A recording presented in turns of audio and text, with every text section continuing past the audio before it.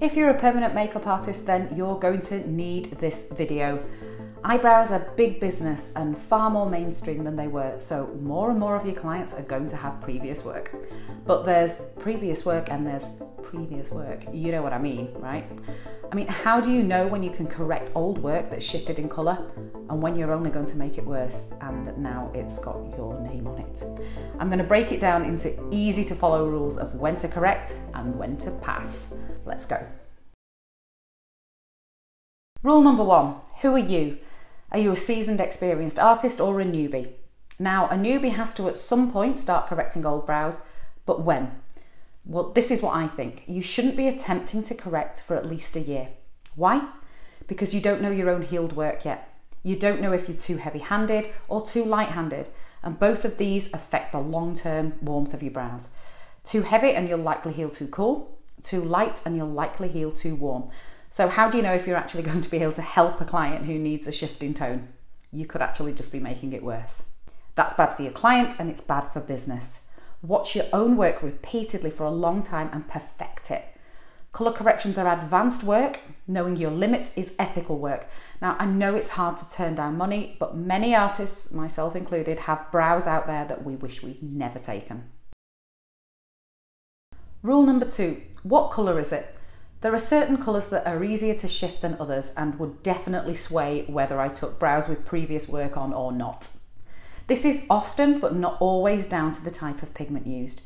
Carbon is the ingredient that would make me less likely to try and colour correct brows. Carbon heals blue or grey long term. This is often because it hangs around longer and all the warmer elements fade quicker. To counteract the cool tones, you need to put warmth in, but often it will resurface quickly, leading to unhappy clients. Warm brows, on the other hand, are often much easier to cover, so if a red or salmon brow came in the door, then I'm far more likely to take it on.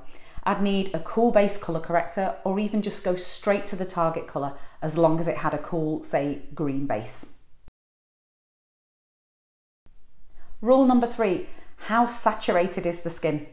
The skin only has space for a certain amount of pigment, and if it's full, it simply cannot fit any more in. Take this glass of water. I want you to imagine that this glass is some skin. This is some eyebrow skin and it's absolutely full of pigment. You can see it's completely opaque, you can't see through it, and the glass is absolutely chock full. So let's try and add some more pigment to it. What happens?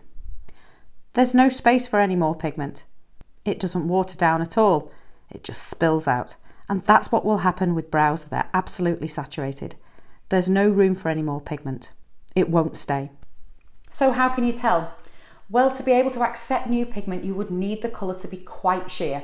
You'll often find inorganic pigments far more sheer than organics, and therefore easier to colour correct. If you can see skin through the pigment, then you'll much more likely get a good result.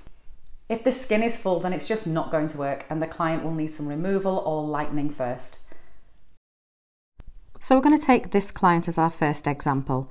Now, I'm quite sure that she had an inorganic pigment, although the overall look is cool. There are some warm patches, so it would make me think that the previous artist just had inconsistent pressure. However, if you look where her hair is more sparse, you can see that she's not fully saturated. I can see the skin through it. So we were able to colour correct this client, successfully as well. She is on the border of what I would normally accept without some removal or lightening though. She'd previously had microblading and shading, but because of the overall greyness of her brows, we had to go for an ombre. Ombres or powder brows are usually far more successful for cover-ups. We used a reasonably dark brown pigment with a bit of a warm base in just to counteract that coolness. So let's look at our next client. She had much older work and that work has healed quite warm. There's a lot of redness in there. However, it's really faded. I'd be pretty confident that this was an inorganic pigment used just because of how sheer it is, and I can see the skin through it really easily. When a client presents like this, they're a pretty easy colour correction. You may not have to use a modifier at all. You can just sometimes get away with a green base pigment to counteract that red. This is also another good reason to use inorganic pigments because they will heal really sheer, so there's far less colour correction needed in the future and much less need for removal. So this is a photo taken during her colour correction. I've actually started to put some of the pigment into the tail, and you can see that I've worked further along and then wiped it so that you can see the redness in her brows starting to bump back towards a brown colour.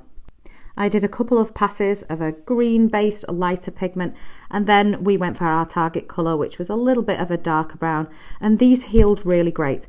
At her second session, she did still need a little bit of coolness in that pigment, so we put a little bit of green corrector in, but just went straight to the target colour, and it gave us a fantastic result that has lasted really well. So these brows are the kind of brows that you do not want to try and colour correct. So this is very cool pigment, so I would definitely guess that this is a carbon pigment, just looking at that colour of greyish blue.